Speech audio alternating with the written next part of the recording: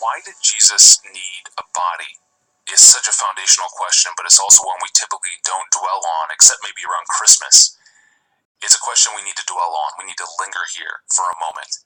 In 1995, John Piper expanded on this question at the end of a sermon on Ephesians chapter 4, verses 32 to chapter 5, verse 2.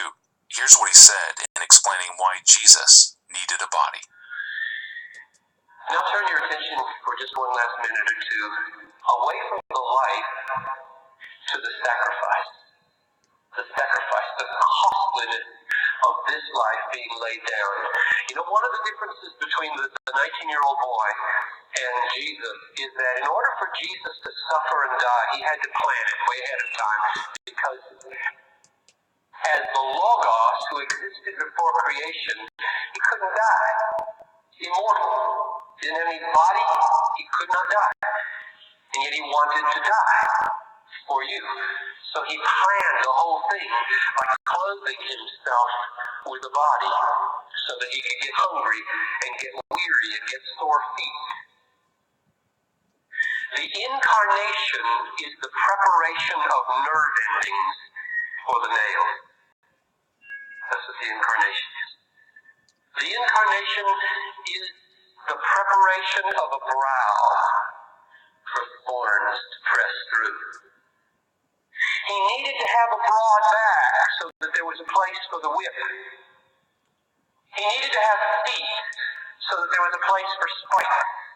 He needed to have a side so that there was a place for the sword to go in.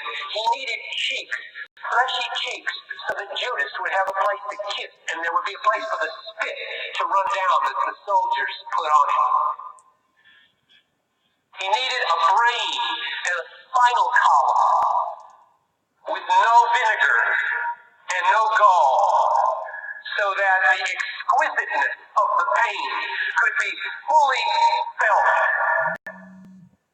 I just plead with you, when you're reading the Bible and you read water toy text like, he loved you and gave himself for you, you wouldn't go too fast over it. Linger, linger, linger, and plead with him that your eyes would be open. Let me close with a question. Will you now take this personally for yourself? You know what Satan wants to do right now? He has not been able to stop me this morning from describing to you the love of Christ and its depth. What he could do right now, maybe, is in a subtly, even spiritual way, get into your brain and cause you to put that picture that I've just tried to paint for you of the love of Christ for you on your coffee table like a big glossy book of canyons called Canyons, U.S. Canyons.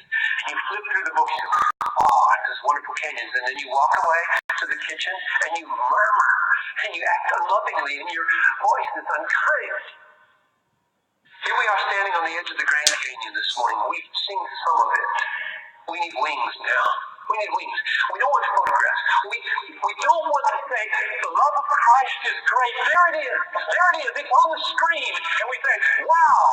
We do a worship thing on it. And we do a teaching thing on it. And it's still on the screen. It's in the book.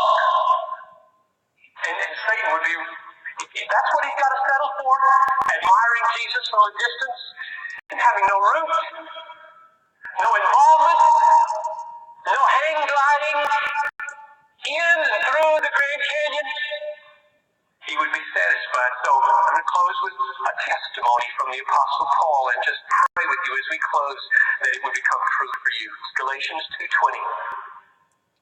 I remember back in 1966 when I got mononucleosis and was in the hospital for 3 weeks. And Chaplain Welch came in, and as he was leaving the first time, he turned and looked over his shoulder and said, John, what's your favorite Bible verse? And I hadn't thought about what my favorite Bible verse was. But out of my mouth came Galatians 2:20. I am crucified with Christ. It is no longer I who live, but Christ who now lives in me.